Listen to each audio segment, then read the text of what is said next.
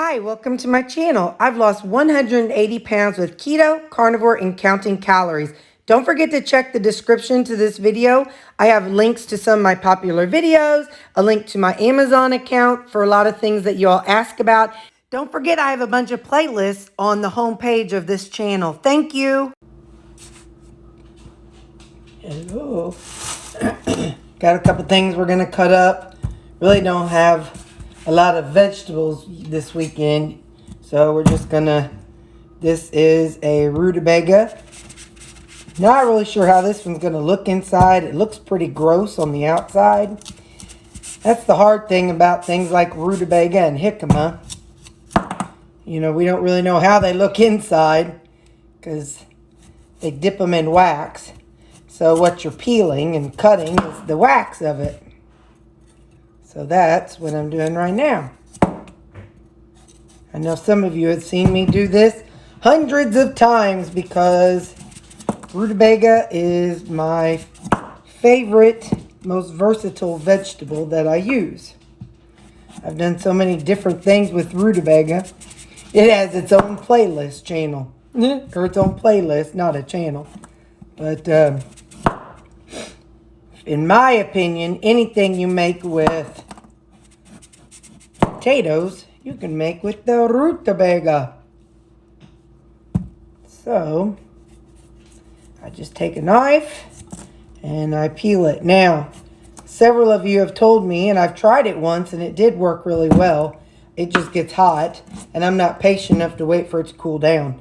If you microwave it for 5 minutes, you can take a carrot peeler and then you can just shave off the peeling because it's that hard wax that has been dipped in to keep the life of it longer. It's that hard wax that makes it hard to peel.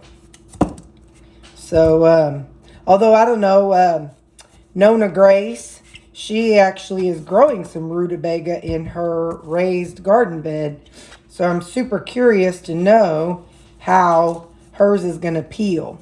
So Nona Grace, I'm watching you to see how you peel yours whenever you get there. But anyway, so I don't know how one is if it's not dipped in wax. I've only had the ones from the store. And so I just take my knife and peel. And eventually I get it all off. So I know I make some of y'all nervous with my knife skills. Looks like it's got a little cut in it, so I'm gonna, if I can turn it. You see, it's right there. There's a little cut in it, so I'm gonna kind of go in that way and that way. I may not have gone far enough. Hold on. Let's see.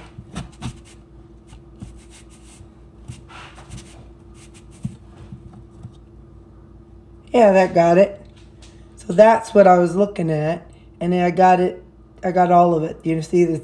It's kind of like, Mom, don't think I'm dorky. But, you know, when somebody has something cut out, like like if somebody has a cancer on their skin and they have it cut out, they go and they want clean margins.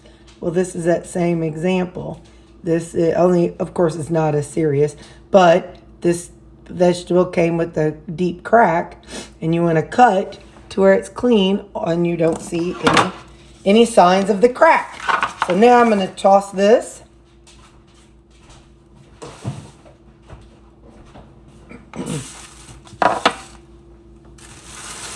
We've got another one, and then we've got a jicama. So I'm going to cut this one off camera. Nah, I'm going to cut it on camera because you know me. I'm going to talk. I got to talk. Been getting in trouble for talking since I was a little kid. I got my first whooping for talking in kindergarten. And I got my last whooping for talking probably in 8th grade. I think I got better in high school because it was more scary. Grade school, it was a private school. It was a private little Lutheran school. So it was the same 30 kids all the time. So that teacher could move me, and they'd move me by somebody, and it'd be somebody I'd known for the past 8 years, or well, depending on the grade. If it was first grade, I already knew him a year. If it was second grade, I knew him 2 years. And so we literally was the same class from first through 8th grade. There was only one classroom per grade back then. I think they're bigger now, but back then it was only one classroom per grade. So lots of great memories in that old school. Lots of not so great memories. You know, whenever getting whoopings wasn't a great memory. But a lot of broken heart memories too from boys.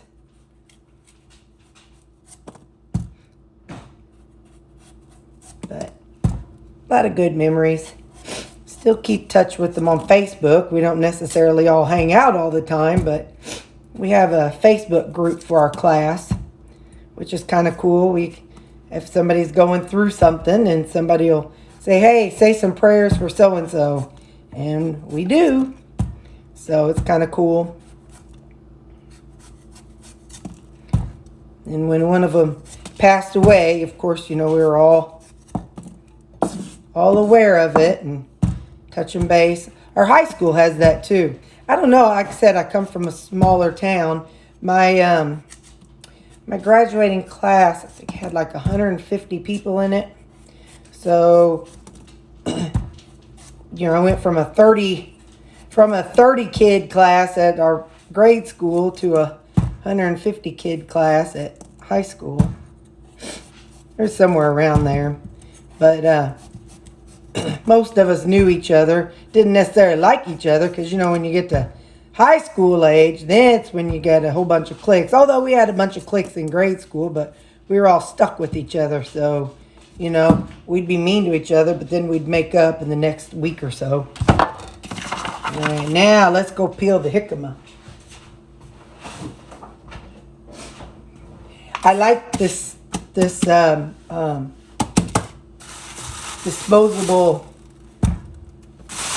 what do you call this thing? Disposable cutting board. It's nice, because then I don't have to worry too much about gashing my counter. I do have to blow my nose, so hold on. I do jicama the exact same way I do the rutabaga. This might not be a good one. It's all dark inside. That's the problem. That's the price we pay if we buy a jicama. Maybe it'll be better whenever I get to the inside. See how dark that is? It's definitely an aged jicama.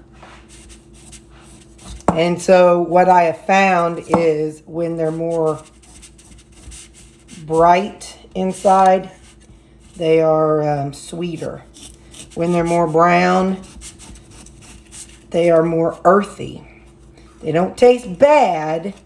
It's just earthy. That's the only way I can describe it. It's just not the same as the bright white one. So, but it'll still go good on salads.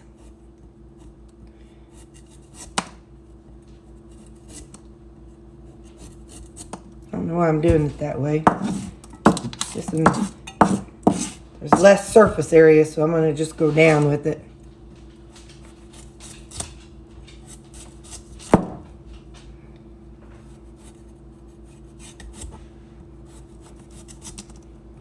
I just work my little knife down the sides. Sometimes you get lucky and you get something, you can just peel it, and that helps out. And I'll work my way down to here. Jicama is the texture of water chestnut, watercress, pear, that kind of texture. When it's fresh and bright inside, it's more of a sweeter flavor. Not fruit sweet, but if you don't eat a lot of fruit, it's definitely sweet compared to, what you're used to eating.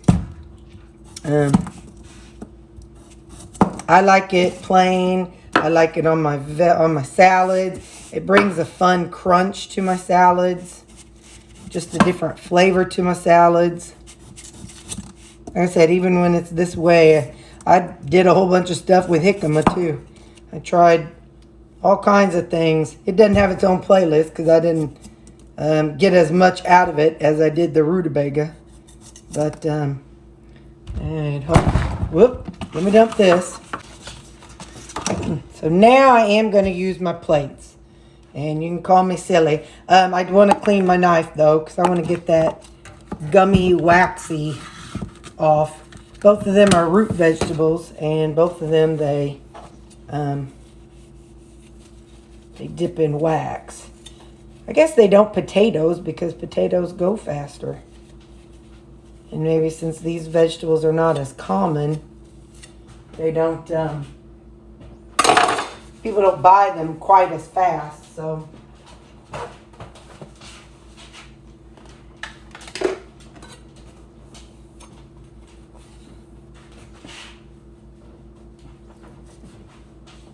Yeah. See how they look inside. They're definitely easier, even though I'm shoving, definitely easier than rutabaga. So see how it's brighter in the center, but darker around the edges. I'm going to cut that dark off. It's not bad. It's kind of like cutting cheese. You know, whenever you get cheese that's got a little bit of mold on it, you just cut that part off. That's basically, in essence, what I just did. Even though it's not mold, but just cutting that little darker section. Now I'm going to cut this because I want it to be in salads. So I'm just going to cube it. They're not going to be cubed for any, doesn't have to be any specific special size or anything, but I want it so I can have it in my salads. So we're going to do it one way, then the other way, and the other way. One of you said if I angle my knife at 10 degrees, it makes it stay better. So I'm trying that, and it seems like you're right. It held the slices in place. They didn't stick to the knife as bad. I appreciate who told me that. Please don't be mad. You all know I can't even remember my own name half the time, so.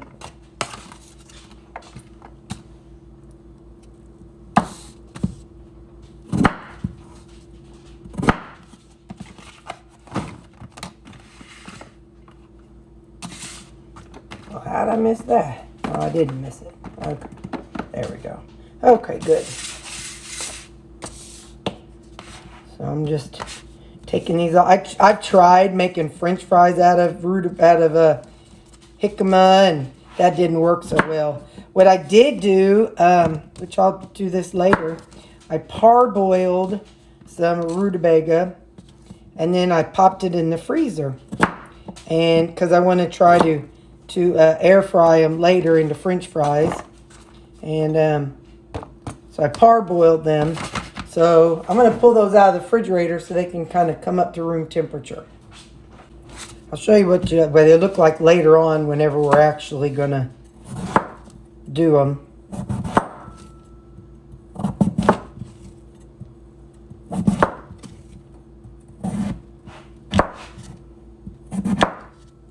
Okay. Cut one way, another way.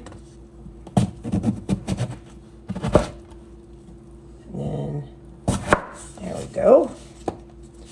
I'm just going to lay those out flat and cut them up. There we go.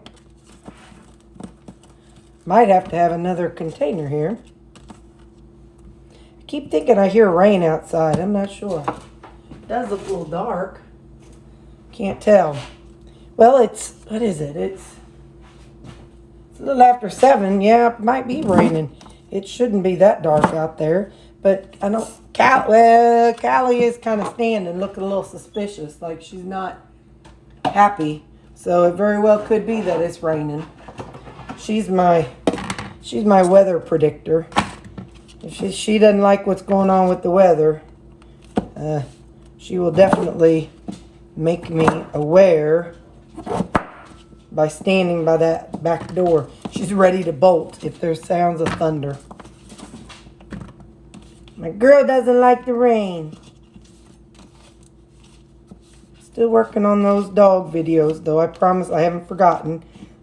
We finished Lou's, and I'm working on Baxter's. Tell you there is one of them who's going to be different, and that's Sammy, because there's no known history for Sammy. He was, he was just a stray dog that they found.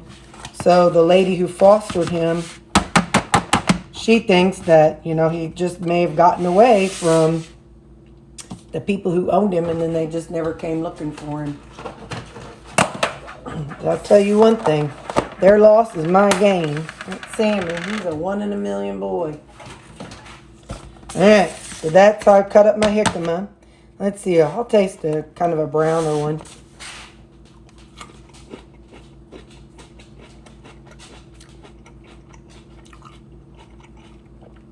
Yep. It's more earthy, but not a bad flavor. Like, how sometimes you get something and you're like, ooh, that thing is bad. It's not like that. So, I'll eat them. Somebody else who knows more about jicama might be like, ooh, girl, that's gross. But it's okay to me. Hang on. Alright, now we got our rutabaga. And this is the one that you all see me have the trouble with, because rutabaga is very, very dense. I've watched Brenda Gant, and what she does is she takes a big hatchet and she goes whack with her hatchet. Now, some of you people who work out more than me might have no problems with it. But me, and some of them I can do. See, like this one, that one's fine. But it's just really weird. Very weird, very weird.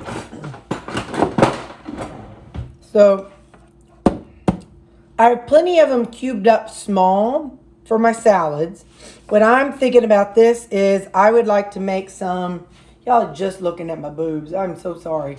But what I'm thinking about doing is making some boiled rutabaga and making it for stuff that I can cook and then, that ain't so great either.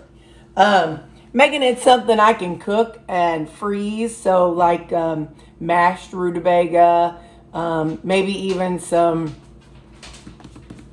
what do you call them things? Like au gratin rutabaga. So some things like that. So a couple of them I'll like probably just, these two, one of them I might slice thin, and then the other one I'll make in bigger cubes so that way they can boil. So I'm actually going to get my mandolin, so hang on. Get my glove on. And this is the thicker slice one. Now, don't yell. I have to get a couple slices that are making it smooth, so that way when I run the, when I put this on it, I need it to have a good grip on it. So I have to make a smoother surface.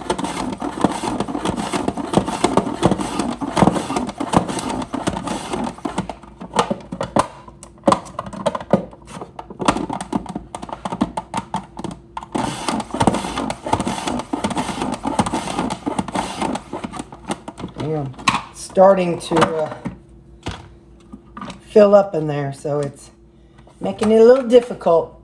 Let's get a container for him. Okay.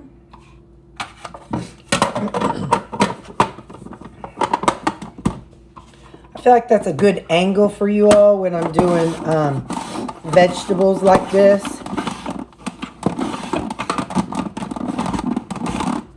And then when I do meats and I'm actually cooking, I can use a different angle. So, now, like I said, this is too wide. So, what I can do is a couple this way. Let's see, does it fit? Nope, not yet. So then maybe do a couple this way. Get rid of those. And then those make some good fried potatoes. There, that's a better width.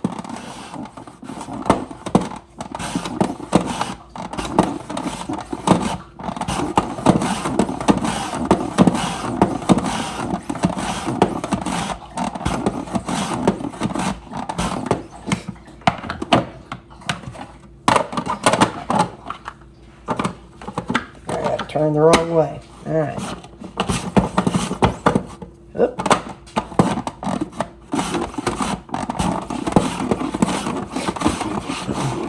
Okay. So with this one, I will make, let me get a smaller container. Oop. So with this one, I'll do like an au gratin again. That was really good the day I made that. So I'll look back and see how I made the au gratin, and we can do another au gratin. Put that fella in there. Now this other one we're going to cube up pretty big. So, and the reason why I do like these, the reason why I like using paper plates, it's because it keeps it's a place to set things.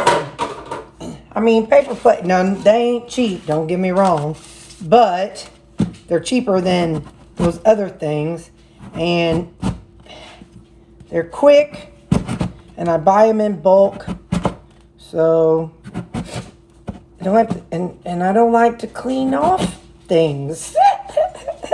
So this way I don't have to. I know. But on meal prep day, you're looking for things to be as easy as possible. I'm going to try that angle. Whoop, there's lightning. Let me go drug Callie. Hang on. Okay, so now we'll cut them into fingers. And, you know, I don't even have to make them any smaller than that because they're going to be boiled. So I don't need them to be anything special. I just need to get a little extra surface to the area. Or get a little extra area so water can get to it, and not surface, yeah, some surface area, not area, surface. Lord Terry, you better get your act together. Holy mackerel. I don't really know what we're going to make with them, to be quite honest, because I'm actually, as I said that a while ago, as I was pulling this out, I was thinking, you know what would be good? Some rutabaga soup, which is how I'll still do, of course, the other things, but I just mean if I'm going to boil these, some rutabaga soup would be really good. I know y'all seen me made that in the past whenever I did like rutabaga and ground beef. That was good too. So I'll just get them boiled, and then we'll see what we want to do with them. Give me just a second, I'll show you down inside of the pot. Okay, so there's the pot, and they look almost like pineapples. I'll get some water on it and get it boiling, and we'll figure out what we're going to do with it later. So I'm doing something a little different with my coffee this week. I've done this in the past. You've seen me in the long time ago when I was doing my my protein powder. I would make it up ahead of time with instant coffee. And even in the olden days, I would make coffee with the pot and do it different too. I don't know how much this, usually I can get about 6 out of a pot. I don't know exactly how much it's going to get, so I'm just going to see. I'm going to just maybe try to here first. And just kind of wing it. I know I usually get about 6 of these out of a pot, but they're not 6 full ones. I might have to water it, add some water to it a little bit, which is fine. But I wanted to add the electrolytes now and see if that makes any kind of a difference. So now I'll just top them all off.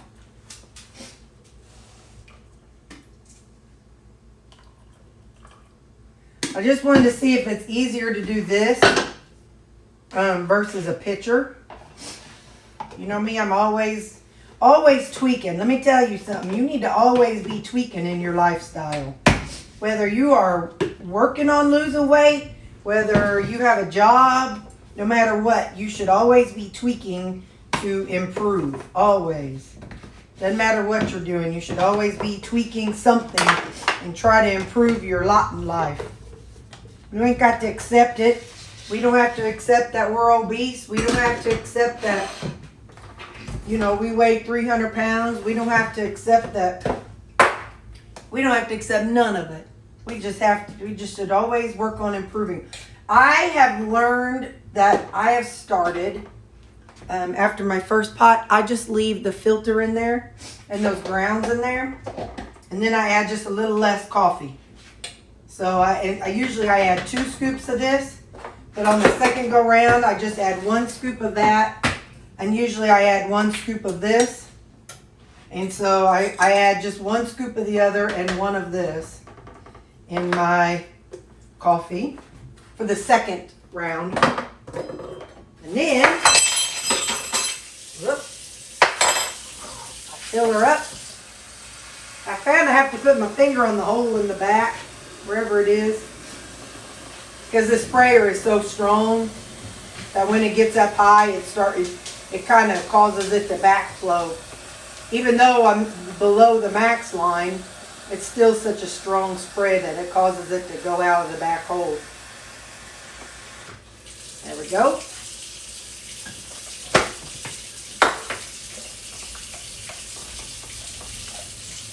Alright. So now, get my coffee going.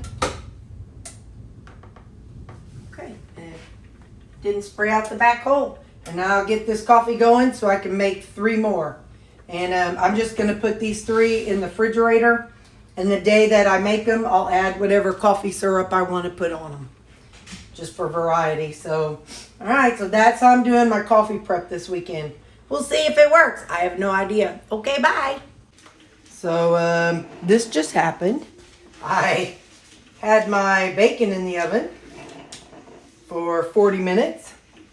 And it's quite well done. This is called blackened bacon. See that? Yeah. But that's okay. You know me, I'll eat it anyway. Because, you know, I ain't gonna waste bacon. I don't remember if I told you or not. So I'll tell you twice if I already did. I put electrolytes in my coffee. So each of these will have had 1 serving of my chocolate electrolytes. You don't have to do that. You do whatever you want to do. But yeah, so every morning I put 7 grams or 1 tablespoon of chocolate electrolytes, and mine are my homemade chocolate electrolytes. If you want to see that recipe, there's a link down in the description. But that's how I do my coffee. I put in the chocolate electrolytes. So that starts off my morning with some electrolytes going. You don't need to do it. It's just something I do. So, all right. I'm going to let this bacon cool and then cry as I put these into a container. Shall we take a moment to mourn for my bacon? Let's mourn our bacon. There's only like a couple pieces that are worth something. But let's have a moment of silence for the bacon. Oh, that's so sad. But I'll choke it down because it's what I do. Really quick, you know, I burned the bacon. And what I did was I rolled the foil up so that it was able to kind of create just like a little strip for all that grease to go to. Because I'm not going to reuse that burned grease, but y'all know exactly who would enjoy that grease. People have asked how I make my fat bombs for the dogs. That's all I do, is I just take the grease and get it in a little thing and freeze it, and then it's bites for them. So I'll even show you.